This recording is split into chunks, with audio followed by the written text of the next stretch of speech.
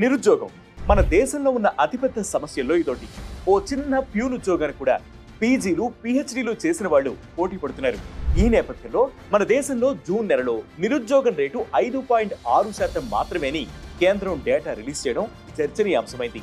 దీనిపై రైటర్స్ నిర్వహించిన పోల్లో 70% మందికి పైగా ఎకనామిస్టులు ఈ డేటాను తప్పుపట్టారు. గ్రౌండ్ లెవెల్లో అన్ఎంప్లాయ్మెంట్ ఇంకా ఎక్కువ ఉందని చెబుతున్నారు. దీనిని కేంద్రం తిప్పికొట్టిన నిరుద్యోగం విపరీతంగా పెరిగిందనే మాట వాస్తవం. ఈ రిపోర్ట్ ప్రకారమే గ్రౌండ్ లెవెల్లో పరిస్థితి ఎలా ఉందో చూద్దాం.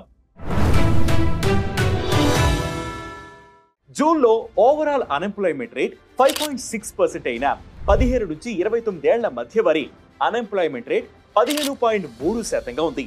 ఆస్పిరేషన్ గ్యాప్, వారి చదువులకు తగిన ఉద్యోగాలు మ్యాచ్ కాకపోవడం, చిన్న చిన్న ఉద్యోగాలు చేసేందుకు యువత ఇష్టపడకపోవడం ఇందుకు కారణాలుగా విశ్లేషకులు చెబుతున్నారు. చదువుకోని వారి కంటే పట్టభద్రుల్లోనే అన్ఎంప్లాయ్మెంట్ రేట్ 9 రెట్లు ఎక్కువ ఉందని ఇంటర్నేషనల్ లేబర్ ఆర్గనైజేషన్ గత ఏడాది రిలీజ్ చేసిన రిపోర్ట్లో పేర్కొనడం గమనించాల్సిన విషయం. జూన్ రిపోర్టుకు సంబంధించి పురుషుల labour force participation rate urban ఏరియాలో 75%, రూరల్ ఏరియాలో 78.1%గా ఉంది. ఇక మహిళల labour force participation rate urban ఏరియాలో 25.2%, రూరల్లో 35.2%గా ఉంది. అర్బన్ తో పోలిస్తే రూరల్లో బెటర్ గా ఉన్న ఓవరాల్ గా పురుషులతో పోలిస్తే మహిళల భాగస్వామ్యం తక్కువగానే ఉంది. వారి ఎడ్యుకేషన్ కు తగిన జాబ్స్ రాకపోవడం, దీనిని పలు కంపెనీలు స్కిల్ మిస్ మ్యాచ్ గా పరిగణించడం, ట్రావెలింగ్ సమస్యలు, వర్క్ డ్యూరేషన్ మొదలైన అంశాలు అర్బన్ మహిళలను వెనక్కి నెట్టుతున్నాయని విశ్లేషకులు చెబుతున్నారు. అడ్వాన్స్డ్ డిగ్రీలతో ఉన్న మహిళల్లో 3% మందికి మాత్రమే ఉద్యోగం వస్తోందని, మేనేజర్లు, సీనియర్ అఫీషియల్ వంటి హై లెవెల్స్ పోస్టులో ప్రతి 100 మంది పురుషులకు 13 మంది మహిళలు మాత్రమే ఆ రోజులో సమానంగా పనిచేస్తున్నట్లు డేటా చెబుతోంది.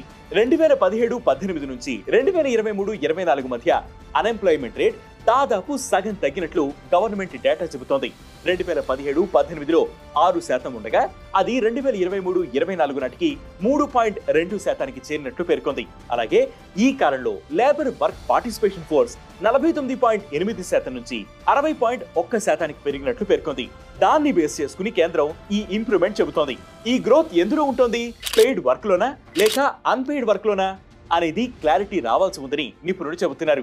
ఏ రూపంలో ఎలాంటి ఉద్యోగాలు యాడ్ అవుతున్నాయి మొదలైన విషయాలపై కూడా డేటాలో ఏం లేదని ప్రశ్నిస్తున్నారు.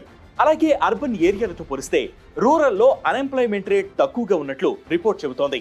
పురుషుల అన్ఎంప్లాయ్మెంట్ రేట్ అర్బన్ లో 6.4% ఉంటే రూరల్లో 5.1%గా ఉంది. అలాగే మహిళల అన్ఎంప్లాయ్మెంట్ రేట్ అర్బన్ ఏరియాలో 9.1% ఉంటే రూరల్లో అది 4.4%గా ఉంది. దీనిపై కూడా పలువురు ఆర్థిక నిపుణులు సందేహాలు వ్యక్తం చేస్తున్నారు. అర్బన్ ఏరియాల కంటే గ్రామీణ ప్రాంతాల్లో నిరుద్యోగం రేటు తక్కువ ఉందంటే రూరల్లో ఉద్యోగాలు ఎక్కువ వస్తున్నాయా? ఒకవేళ అదే నిజమైతే ఆ వివరాలేంటో కూడా చెప్పాలని ప్రశ్నిస్తున్నారు. డేటా కలెక్షన్ కు సంబంధించి గవర్నమెంట్ ఫాలో అవుతున్న విధానంపై కూడా కొందరు ఆర్థికవేత్తలు సందేహాలు వ్యక్తం చేస్తున్నారు. ప్రస్తుతం వ్యక్తుల ఎంప్లాయ్మెంట్ స్టేటస్ గుర్తించేందుకు కేంద్రం వారం లేదా ఏడాది కాలంలో ఎకనామిక్ యాక్టివిటీని పరిశీలిస్తోంది.